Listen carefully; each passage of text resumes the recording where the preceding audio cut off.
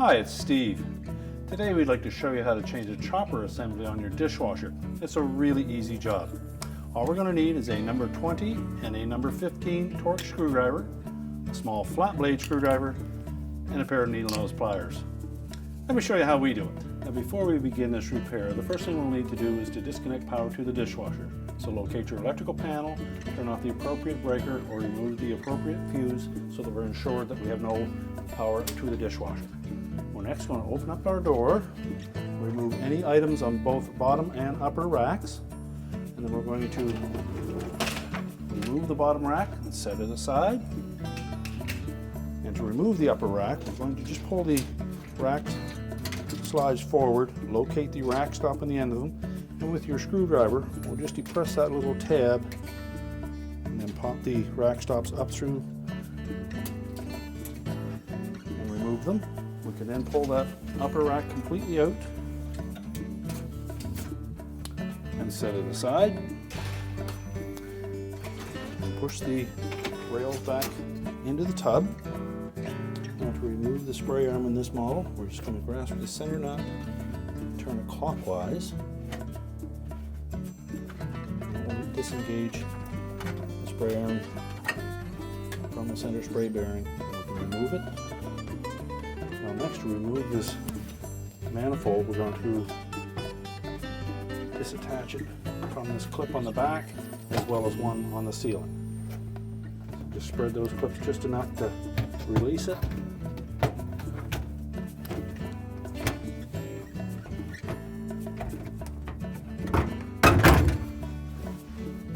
Now once we have it released, we're just going to turn that clockwise,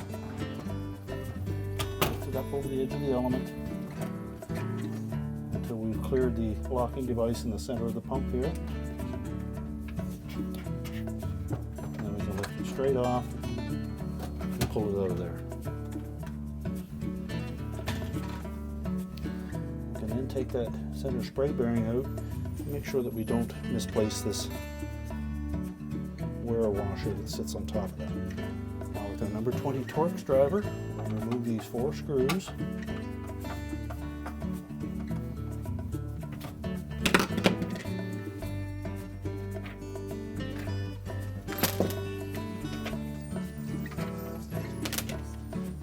We'll lift that pump cover off, and if it's a little stuck in there, just gently pry in from one edge till you free it up,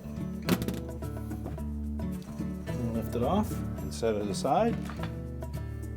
So next we're going to remove this number 15 Torx screw that secures the cover for the chopper assembly. So we'll insert a flat blade screwdriver into this opening. I'm just going to that back a bit, and that will release this cover. We can lift it straight up and out. Now to remove that chopper, take a pair of needle nose pliers. We'll go in between the chopper blade and that screen. The blade will pull forward.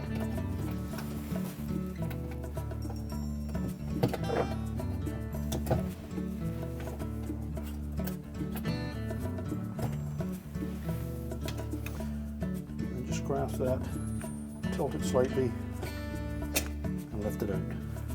Now when installing the new chopper, you'll take note that on that screen there are 2 flat sides, and that will sit down into a couple slots on that pump housing. Now, I found the easiest way to install that is to slide a pair of needle nose pliers in between the chopper blade and that screen.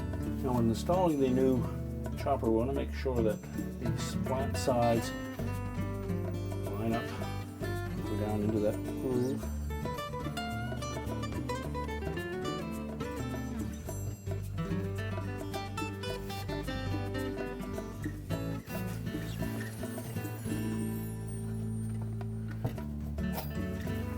And then you can just rotate that blade enough that it engages the motor. And then we're ready to put the cover on. Keep in mind this little slot will sit on top of that screen.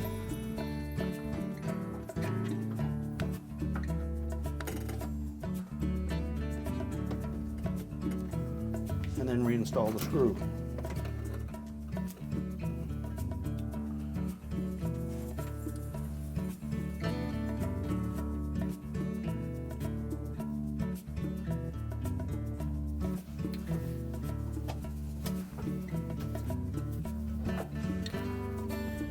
Now put the cover on.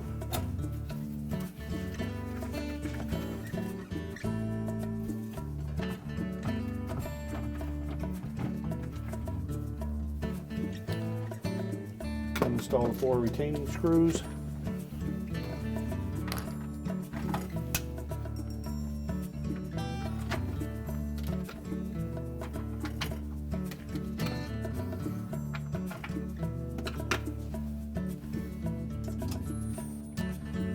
Next we'll install that center spray arm bearing sitting into the opening.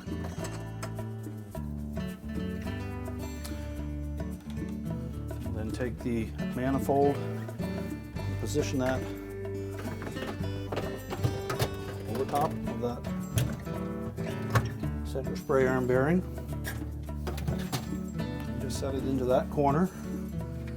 We're going to carefully line that up so that it will engage the hooks on the top of that pump. We'll rotate it counterclockwise. Reconnect the clips that hold that manifold in place, both at the back and at the top. We can now reinstall our lower spray arm. Just sit it on top of that retaining nut and then turn that counterclockwise.